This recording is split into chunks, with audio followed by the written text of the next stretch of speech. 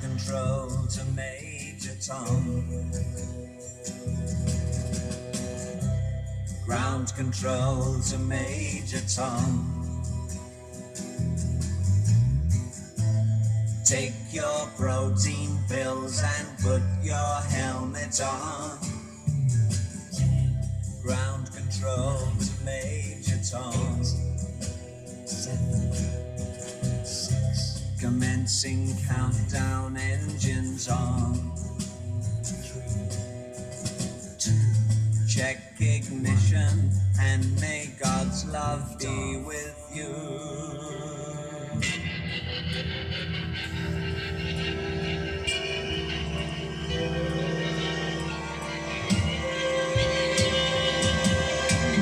This is ground control to Major Tom. You've really made the grade, and the papers want to know whose shirts you wear. Now it's time to leave the capsule if you dare.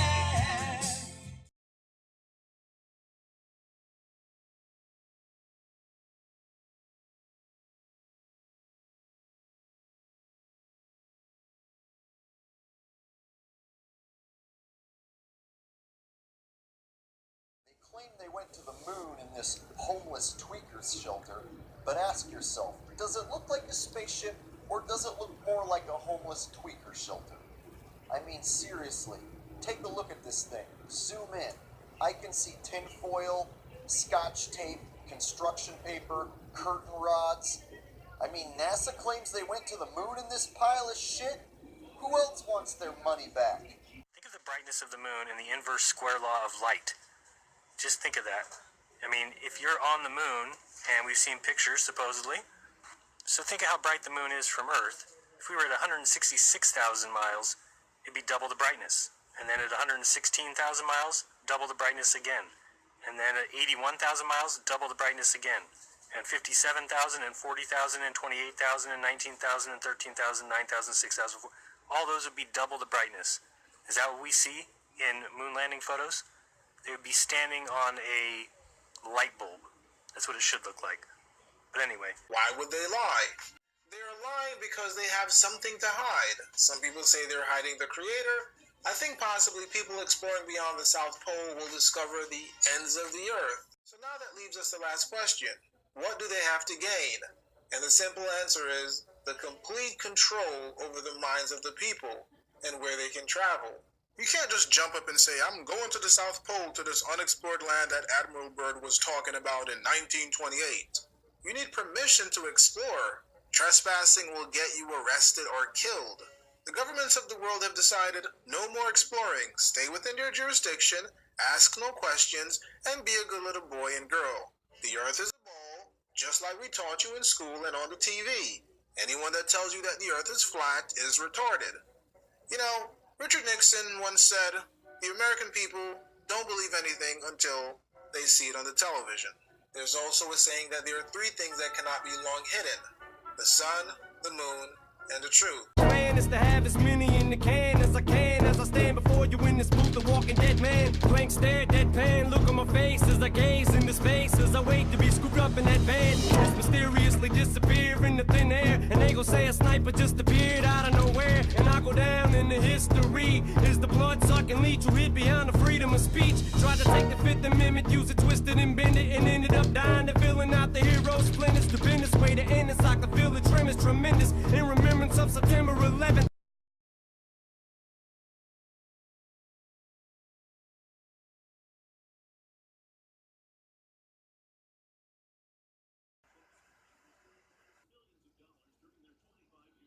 The tapes were definitely searched for. Between 1979 and 1985, over 140,000 tapes from NASA were returned to NASA, and from there, no one knows. Those 140,000 tapes were in 2,612 boxes, and 13,000 of those tapes were from Apollo missions 11 and earlier. NASA says that those tapes were reused because of a 1980s data tape shortage. So you have the #1 achievement in the history of humanity, and the high-res 30 frame per second original tapes and telemetry are gone. They could turn up though, just like we could go back to the moon. But let fanboys make their excuses. Let Bill Nye tell his lies. One tape. One tape, Bill. Wow. Nevertheless, please check your garage. We are currently looking for 2,612 boxes, each holding about 50 reels. Now, if you want to know my opinion, well, let's go back to the early MTV days, maybe 1983. The Eurythmics. You'll see the Saturn V in the background, the Apollo 11 craft, and the good old globe, because sweet dreams are made of this. Because in reality, people don't go to the moon. The Eurythmics knew. You still behind the times? Sweet dreams are made of these. Who am I to disagree? I travel the world and the seven seas. Everybody's looking for something. Well, I'm looking for truth, and sometimes a picture tells 1,000 words. The human body mainly consists of water. The following clip will demonstrate what would happen to these astronauts.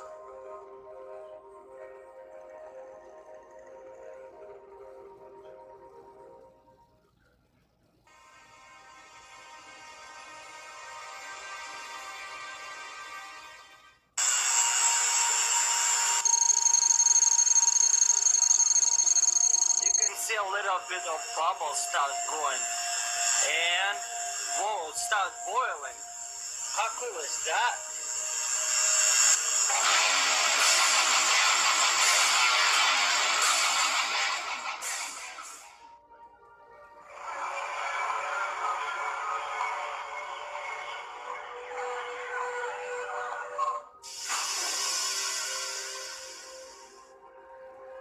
But the ultimate and most dangerous test was a huge, specially constructed vacuum chamber. They were able to pull all the air out to create a big vacuum. That way we could test our suits to make sure there was no leakage. One such test narrowly avoided disaster. Jim LeBlanc was the test subject in the vacuum chamber. This is one of the rare instances where they tried to use a spacesuit in a vacuum chamber, but quickly realized that it's impossible in a high vacuum, so they immediately started using swimming pools to train and remained silent on the absence of vacuum chamber training by astronauts, which basically is a lie by omission. As I stumbled backwards, I could feel the saliva on my tongue starting to bubble just before I went unconscious. And that's kind of the last thing I remember. Essentially, he had no pressure on the outside of his body, and that's a very unusual case to get, and there's very little in the medical literature as to what happens when you have that. There's a lot of conjecture, that your fluids will boil, your fluids will boil. You can see a little bit of bubbles start going. I could feel the saliva on my tongue starting to bubble. They weren't able to construct proper spacesuits, and they didn't want their spacemen to get boiled, so they went to the swimming pool. Here's where they simulate fixing a space shuttle, fixing the ISS, or working with other modules. It's the same as far as every rail, as far as every bolt, as far as where every rail should be in place. They have to go turn a bolt 98 times. Space. And which ISS module is in the pool right now? Pretty much everything that we have in the pool except for the Russian segment. They went from a no-pressure environment to a pressure environment, which makes no sense and simulates zero gravity only and exclusively for the camera. He had no pressure on the outside of his body, and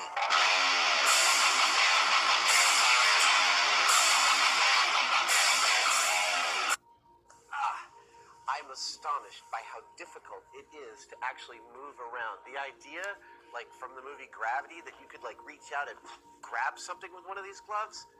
No way. Not gonna happen. They have to go turn a bolt 98 times. That you could like reach out and grab something with one of these gloves? No way.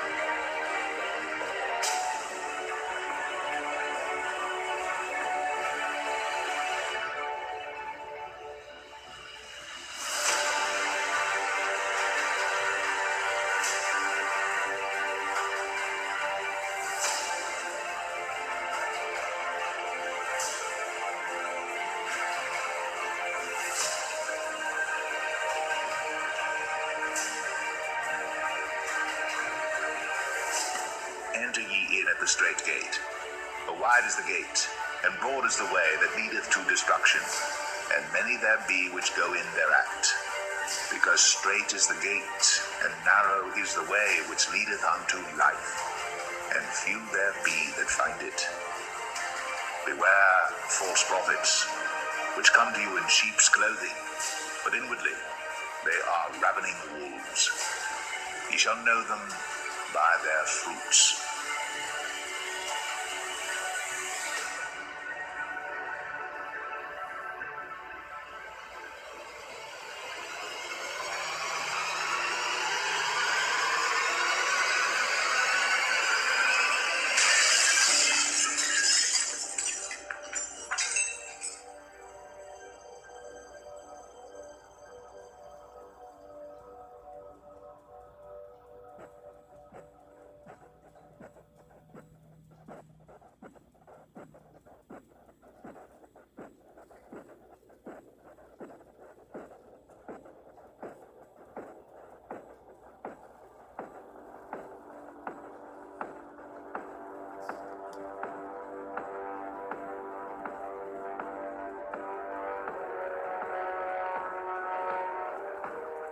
Trying to convince people was silly of me, but I had fun and I learned a lot. I learned that people don't care what the shape of the earth is. They don't care that they're being lied to. This wasn't a response I expected. I didn't expect apathy, ridicule, and hate. After all, some people are gay, some people are straight, some people believe in intelligent design, others believe in evolution. But for some odd reason, everyone is supposed to believe that we're on a spinning globe. And speaking about a flat earth always seems to strike a nerve in many people. The four most popular responses people gave me was, "You're an idiot, go back to school," "How does it affect my life?" "Why would they lie?" and "What do they have to gain?" Never mind the proof that I was giving them that the earth was flat. That wasn't important. They wanted to know why. That's their favorite line. A lot of people, what difference does it make? You can't figure out what difference it makes? If you can't figure out what difference it makes that the people running your world have fucking lied to you over and over your whole life, if you can't figure out that someone lying to you is trying to control you, suppressing of information, of knowledge, is control. Deception of information and knowledge is a form of control. So what difference does it make? It makes a big difference, because once they start omitting information or lying about information about where you live, they're doing it to control you. Period. Why am I having to explain this to critical thinkers in the truth movement? Where you live, it's been a lie the whole time. And if everybody would just come together and demand answers, they would be in checkmate. They would not know what the fuck to do. They cannot prove it. They can't prove the globe because it doesn't exist. So once you call on them, they're done. You then remove them from power and go from there. That rips down all the other conspiracies. You then have access to all these top secret government files, that national security that they hide all the evidence under. The way you control billions of people is to keep them divided and fighting each other. So they focus on anything and everything but you and how you're controlling them all.